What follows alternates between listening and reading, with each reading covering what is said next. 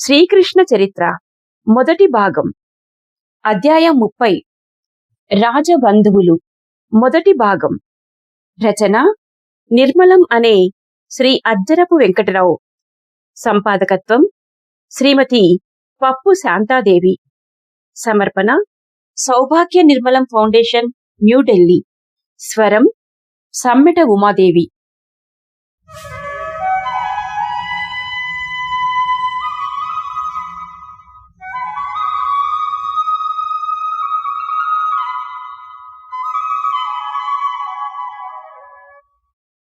మరునాడు ఉదయాన కంసరాజునకు దహన సంస్కారాలు జరిగాయి. రాజకుటుంబంలోని పురుషులు, రాజబంధువులు, యావన్మంది యాదవ్ ముఖ్యులు, అశేష ప్రజానీకం కంసుని అంతిమయాత్రలో పాల్గొన్నారు. శతాధిక మహాయుద్ధములలో దిగ్విజయము సాధించి సాటిలేని మేటి వీరుడనిపించుకొని మగధ సామ్రాజ్య చక్రవర్తి జరాసంధునికి కుడిభుజమై అనుంగు జామాతయై అప్రతిహిత సామ్రాజ్య సైనిక వాహినికి అధిపతి అయిన కంసరాజు శరీరం నుండి తల వేరు చేయబడి చచ్చి పడి ఉన్నాడు. ఇష్టములేని దుష్టుడే అయినను ఒకనాడు అతడు అనుభవించిన వైభవమును ఎరిగినవారు నేటి అతని దీనస్థితిని చూచి జాలిపడ్డారు. నిన్న ఉదయం వరకు అతనిని అసహించుకొనని పౌరుడు లేడు. సమస్త వైరములను సమసిపోనట్లు చేయగల శక్తిగలది మృత్యువు. జీవించి ఉన్న కాలములో మానవులలో ఆర్థికంగా కాని, విద్యా పాండిత్య వైభవములలో గాని, కులగర్వములో గాని, అభిజాత్య అధికార దర్పములలో గాని అనేక స్థాయిలుండవచ్చును. కాని మరణము అందరిలో సమత్వము సాధిస్తుంది. మరణించిన తర్వాత మానవ దేహములన్నీ ఒకే మట్టిలో కలుస్తాయి. అందరి దేహములు మట్టిగా మారిపోతాయి.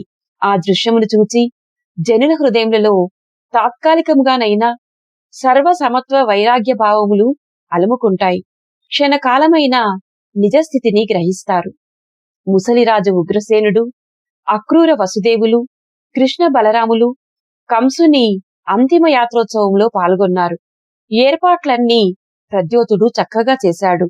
ఉగ్రసేన మహారాజు వృద్ధుడై వణుకుచున్న చేతులతో రెండుగా విడిపోయిన తన కుమారుని శరీర ఖండములను దగ్గరగా చేర్చి అగ్ని సంస్కారం చేస్తుంటే చూచిన కండ్లన్నీ కన్నీరు కార్చాయి. కంసుని శరీరము దహనమైపోయింది. అంతటి భయంకరుడైన మహారాజు బూడిదగా మారాడు. ఆ బూడిదను కూడా యమునా తరంగిణిలో కలిపివేశారు. ప్రజాపీడన దురంధరుడైన ఆ దుష్టరాక్షసుని రూపుమాసిపోయింది. నిన్నటి వరకు అసాధారణ శ్రేముషి వైభవంతో, దివ్య సంపదతో, మహాభోగభాగ్యములు అనుభవించుచూ జీవించిన ఆ కిరీటిదారికి నేడు రూపమే లేదు. అతని అవశేషముగా మిగిలినది అపకీర్తియే. మానవ జీవితంలా క్షణభంగురత్వాన్ని, కీర్తి అపకీర్తుల శాశ్వతత్వాన్ని తలుచుకుంటూ జనులందరూ యమునలో స్నానములు చేసి ఇండ్లకు మరలిపోయారు. కంసుని ఆహ్వానమునందుకొని ధనుర్యాగమును చూడటానికి వచ్చిన పరరాజులలో విదర్భ రాజకుమారుడు రుక్మి ఒకడు. అతడు కంసునికి ఆప్తమిత్రుడు. కంసుని అంత్యక్రియలలో పాల్గొనటానికి అతడు కూడా యమునా తీరానికి వచ్చాడు. మంచి గంధపు తరుగుల మంటలో కలిసి మసైపోతున్న తన మిత్రుని శరీరాన్ని చూచి కన్నీరు కార్చాడు. జరాసంధుని సామ్రాజ్య సమాఖ్యలో ప్రముఖ పాత్రను వహించిన తన మిత్రుడు ఇక లేడు. అతడు జరాసంధునికి అల్లుడు. అంతేకాదు, సేనానాయకుడు. అంతటి ముఖ్య వ్యక్తి. సామ్రాజ్యాధికార మూలస్తంభం ఇప్పుడు ఘోరంగా ఒక గొల్లపిల్లవానిచే నిండు సభలో నేలపై పడగొట్టబడి శిరస్సు ఖండింపబడి చంపబడ్డాడు. మిత్రులైన తాము నిస్సహాయులై చూస్తూ నిలబడ్డారు. ఇప్పుడు మధురానగరం కంస విరోధుల ప్రాబల్యంలోనికి పోతుంది. జరాసంధుని సమాఖ్యకు వ్యతిరేకమవుతుంది. జరాసంధుడే మధురకు వ్యతిరేకమవుతాడు. తన అల్లుని చంపిన వారిపై పగ తీర్చుకుంటాడు.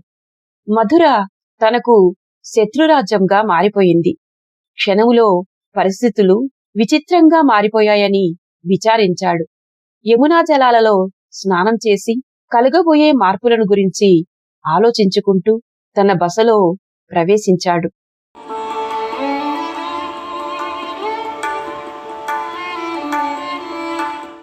లోపల అతని చెల్లెలు రుక్మిణి, భార్య సువ్రతల మధ్య వాదోపవాదాలు జరుగుతున్నాయి. ఆ కాంతలిరువురు కొద్ది క్షణాల పాటు కూడా సఖ్యతతో ఉండలేరు. రుక్మిణి చాలా స్వతంత్ర భావాలు కలది, వీరవనిత. ఆమె ఏదైనా సంకల్పం చేస్తే వెంటనే ఆ పని చేసి తీరుతుంది. ఆమెపై తన పెద్దతనం చూపి అదమాయించడానికి ప్రయత్నించేస్తుంది సువ్రత. అది సాగనీయదు రుక్మిణి. ఇద్దరూ కీచులాడుకుంటారు. ఇది వారికి నిత్యమూ అలవాటే. ఇప్పుడు కూడా అదే జరుగుతోంది. నిన్నటి రోజున మల్లయుద్ధపు పోటీలు జరుగుతున్నప్పుడు సువ్రత, రుక్మిణి రాజకాంతలకు నిర్ణయించబడిన ఆవరణలో ఉన్నారు.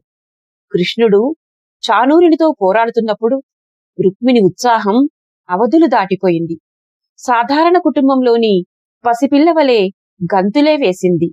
చాణూరునిపై కృష్ణుని పిడికిళ్లు తాండవం చేస్తుంటే రుక్మిణి పిడికిళ్లు గాలిలో ఆడుతున్నాయి. ఆ తరువాత అతడు కంసుని చంపుతుంటే ఆమె చేతులు కూడా పనిచేస్తున్నాయి. ఉత్సాహంతో గంతులు వేసింది. కంసవధ అయిన వెంటనే దుఃఖంలో మునిగియున్న రాణుల వెంట సువ్రత అంతఃపురానికి వెళ్ళింది. రుక్మిణి త్రివక్రతో కలిసి దేవకీదేవి దగ్గరికి పోయింది. అక్కడ మాతాసుత సమావేశ సమయంలో రుక్మిణి త్రివక్ర ప్రక్కన నిలబడింది.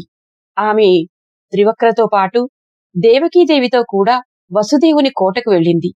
వసుదేవుని కోటలో రాజకీయ మంతనాలు జరుగుతుండగా కృష్ణుడు కిరీటమును తిరస్కరించినప్పుడు గోడ వెనుక నిలబడి దేవకి ఆనందాశ్రువులు రాల్చగా రుక్మిణి నిరాశతో నిట్టూర్చింది. ఆమె విడిదికి తిరిగి వచ్చింది. మధురలో జరుగుతున్న విషయాలు సువ్రతకు తృప్తిగా లేవు. నగరంలో ప్రవేశిస్తుండగానే నడి బజారులో కృష్ణ బలరాములచే తన భర్త పరాభవించబడ్డాడు. శిక్షించబడడానికి బదులు ఆ కృష్ణ బలరాములు ఆ పురప్రజలే భగవంతునిగా కొనియాడబడుతున్నారు.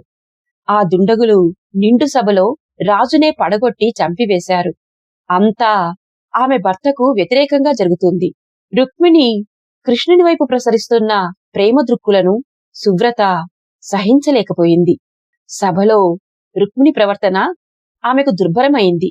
దేవకి అంతఃపురానికి పోయి ఆ కృష్ణుని వెనుక రుక్మిణి తిరగటం సువ్రతకు నచ్చలేదు. ఆమెను అదుపులో పెట్టడానికి ప్రయత్నించింది. సువ్రత అభిప్రాయములు తప్పని వారించింది రుక్మిణి. ప్రజలను హింసిస్తున్న రుక్మిణి పట్టుకొని రథములో కూర్చోబెట్టాడు కాని కృష్ణుడు అతనిని అవమానపరచలేదంది. సుకుమార దేహుడు చాణూరుని అణచిన విధం అద్భుతమంది.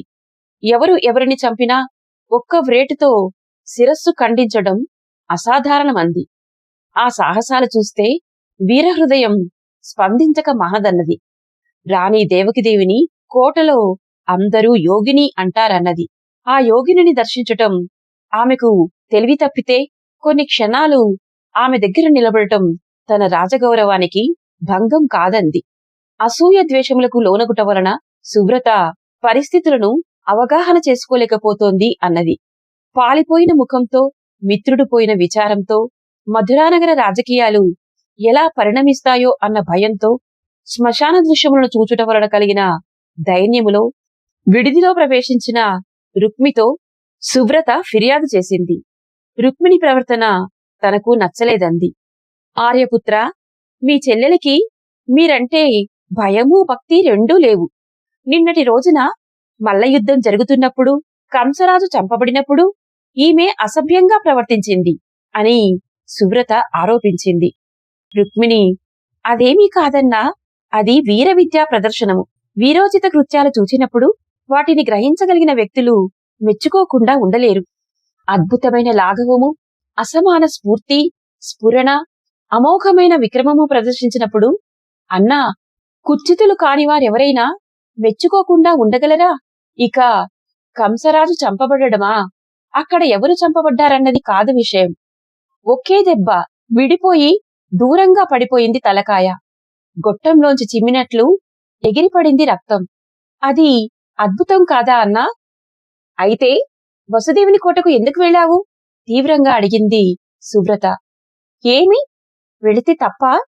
దేవకీదేవిని కలుసుకోవడం తప్పా? ఆమె తెలివి తప్పి పడిపోతే ఆమె ప్రక్కన నిలబడితే తప్పా? నేను గౌరవ మర్యాదల నెరిగిన రాజబిడ్డనే. వెంటనే రుక్మిణి, వసుదేవుని కోటలో ఏమి జరిగిందో చెప్పవు? సువ్రతకు అంత అయోమయంగా ఉంది. వసుదేవుని కోటకు ఎందుకు వెళ్ళావని అడగకుండా అక్కడ ఏమి జరిగిందని అడుగుతున్నాడు తన భర్త. అంతా వింత మనుషులు. శత్రుగృహంలో నుండి సమాచారం తెస్తే కాని పని కడుగుకుపోతుందా? ఆహా, ఏమి ఆశ్చర్యం అనుకుంది.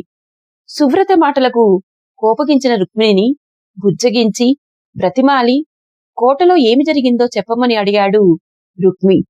తప్పంతా సువ్రతదేనని ఆమెను అదమాయించాడు.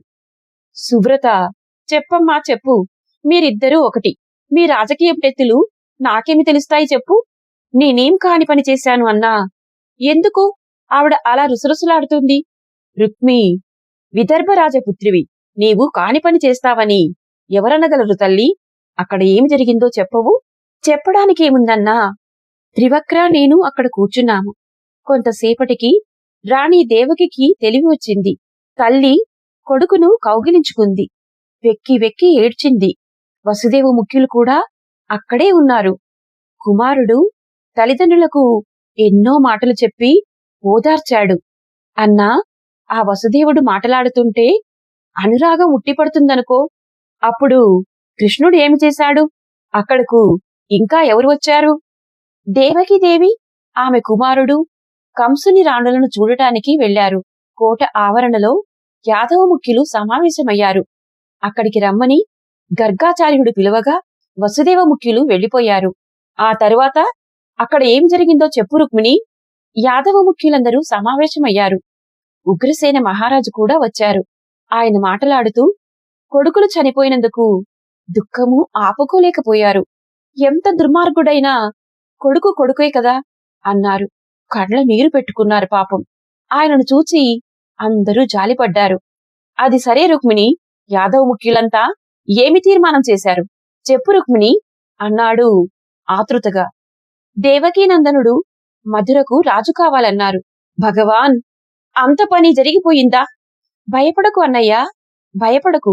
నన్ను పూర్తిగా చెప్పని. ఆయన నాకు రాచరికం అక్కరలేదు అని కిరీటాన్ని తిరస్కరించాడు. తిరస్కరించాడా? మధురానగర సింహాసనాన్ని అందుకో నాయనా అంటే వద్దని తిరస్కరించాడా? నిజమే అన్నాడు ఆశ్చర్యంగా. రుక్మిణి, అవును అన్నయ్యా, అవును, తిరస్కరించాడు. తను గొల్లపిల్లవాడట, రాజ్యపాలనకు అర్హుడు కాడట. నీకు సంతోషంగా ఉందా? నాకు కోపం వచ్చింది. కాని నా కోపాన్ని లెక్క చేసేవారెవరు? పాపం, ఆయన రాజైతే తను రాణి కావాలనుకుంది. ఆ ఆశలన్నీ నేలకు కూలిపోయాయి. ఎంత దారుణం! అతడు అయిన వాళ్ళందరితోటి ఆలోచించకుండా అలా తిరస్కరించడమేమిటి అంది వెటకారంగా సువ్రత.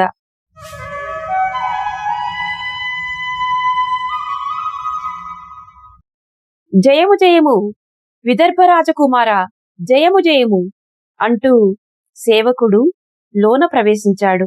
ఏమిటి సంగతి? మహాప్రభు, అవంతి మహారాజు జయసేనుని పుత్రులు విందాను విందులతో కలిసి ఆచార్య సాందీపులు తమ దర్శనానికి వచ్చారు. ఆచార్యులు లోనికి వచ్చేలోగా స్త్రీలిద్దరూ తమ మేలిముసుగులు సవరించుకొని ఆచార్యునికి పాదాభివందనం చేశారు. ఆచార్య, ఏమిటి ఆజ్ఞ?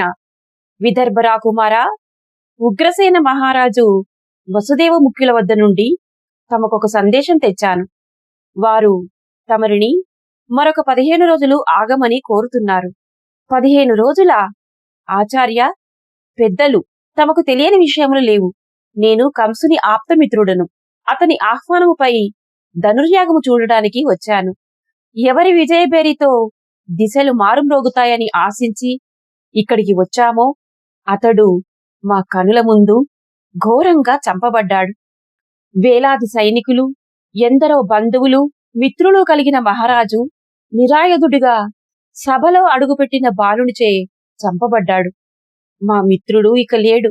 మా మిత్రుని శత్రువులు ప్రభువులై ఉండినా ఇక్కడ మాకు పనేమున్నది? మేము ఇక్కడ అన్నాళ్లుండడం భావ్యము కాదేమో. తమరే సెలవివ్వండి. దానికి సాందీపులు వారు, రాజకుమారా, మీ భావము నేను గ్రహించాను నాయనా. విధివ్రాతను ఎవ్వరూ మార్చలేరు. ఏది ఎలా జరగాలో అలా జరగక తప్పదు.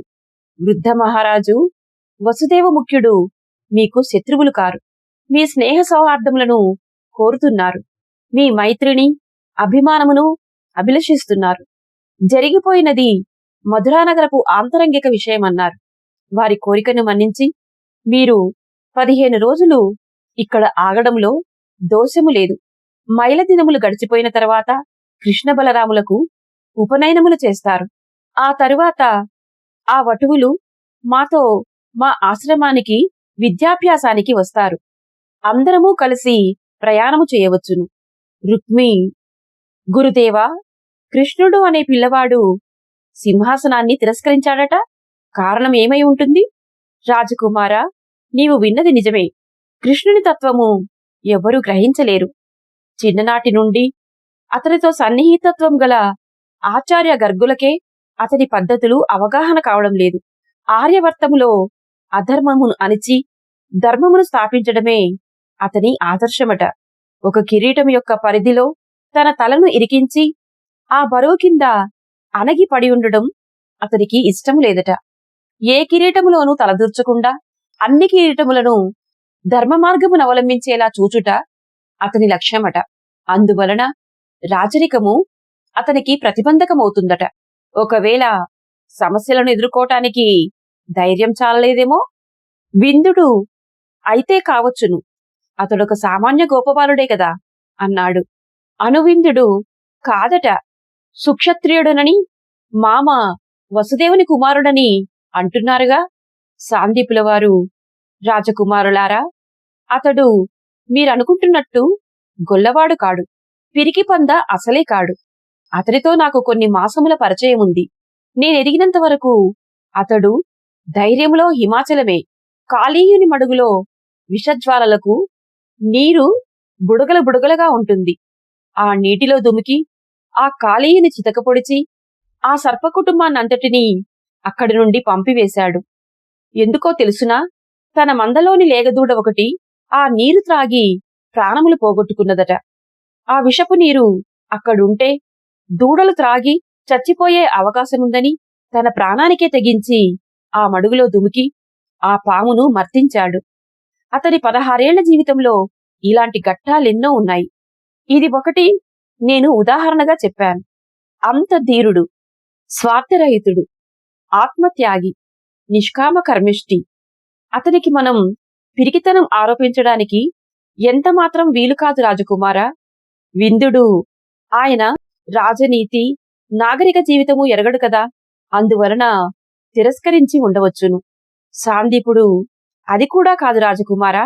విద్య, సంస్కారము, రాజకీయ శిక్షణ లేవని అనుకుంటే అది లేని మాట నిజమే.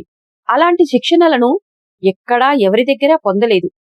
కాని అతడు ఒక విషయంలో ధర్మసూక్ష్మమును వివరిస్తుంటే నేను, గర్గాచార్యుడు నోరు ఆవలించి వింటూ కూర్చున్నాము. మేము చెప్పిన మాటలనే మరల చెప్పి అందులో మా అనుభవంలోనికి రాని సూక్ష్మాలను వివరించి అతడు ఆచరణలో పెట్టి చూపించాడు. అతడు చెప్పిన దానిని, చేసిన దానిని మేము, ఇతర గోప పెద్దలు అంగీకరింపక తప్పలేదు. రాజకుమారులారా, నా అభిప్రాయం చెబుతున్నాను వినండి. తెలివిలో, సంస్కారములో, ధైర్య సాహసములలో, అభిజాత్యములో నేడు ఆర్యవర్తములో గల రాజకుమారులెవ్వరికీ అతడు తీసిపోడు. అందరూ అతడి దగ్గర నేర్చుకోవలసిన విషయములు ఎన్నో ఉన్నాయి. అతడు రాజ్యాధికారాన్ని తిరస్కరించడం చేతకానితనం వల్ల కాదు, విశ్వ విమోచన కార్యక్రమానికి అడ్డు లేకుండా చేసుకోవడానికి అని నేననుకుంటున్నాను. రుక్మి, ఏమిటి గురుదేవా, మీరు కూడా అలా మాట్లాడతారు? విద్య, సంస్కారము, ఆయుధము, బలము, సైన్య సహాయము, ధనము, సంపద ఏమీ లేకుండా అడవులలో గొల్లపిల్లలతో సరసములాడుకుంటూ కాలం గడిపిన ఒక బుడతడు విశ్వ విమోచనము, ధర్మ పునరుద్ధరణ లాంటివి ఏవేవో చేసేస్తాడంటే ఎవరు నమ్ముతారు? సాందీపుల వారు, రాజకుమారా, అతడు విష్ణుదేవుని అవతారం అంటారు అందరూ. నాకు అలాగే తోస్తోంది. అది నిజమైతే విష్ణుదేవునికి సాధ్యము కానిదేమిటి నాయనా? ఎలాంటి ఆయుధము లేకుండా సభలో ప్రవేశించి సమస్త రాజన్యుల సమక్షంలో సర్వాయుధరుడై సకల సైన్య సంరక్షితుడైన కంసరాజేంద్రుని మనమందరము చూస్తుండగా చంపలేదా? నాయనా, దైవశక్తికి కొలతలు పరిమితులు లేవోయి. ఆ మాటలు రుక్మికి రుచించలేదు. కాని రుక్మిణికి కర్ణపేయంగా ఉన్నాయి. ఆశ్చర్యంగా వింటోంది సువ్రత. రుక్మి, సరే, రాజ్యం వద్దన్నాడు కదా, ఇప్పుడతడేం చేస్తాడు? అనువిందుడు మాతో పాటు అవంతి వచ్చి విద్యాభ్యాసం చేస్తాడు. ఈ ఆహ్వానం వెనుక ఏదైనా మోసమున్నదేమోనని భయం కలిగింది రుక్మికి. సందేశం తెచ్చినది ఆచార్య సాందీపులు. వెంట వచ్చిన వారు సమాఖ్యలోని విందాను విందులు. అందుచేత భయపడవలసిన అవసరం లేదనుకున్నాడు. ఆగడానికి ఆతృత కనపరిచింది రుక్మిణి. వద్దంది సువ్రత. అయితే మధురానగర రాజకీయాలలో కలిగే మార్పులు స్వయముగా తెలుసుకోవచ్చుననే ఉద్దేశంతో ఆచార్యుల ఒత్తిడిపై, విందాను విందుల కోరికపై ఆగడానికి అంగీకరించాడు రుక్మి.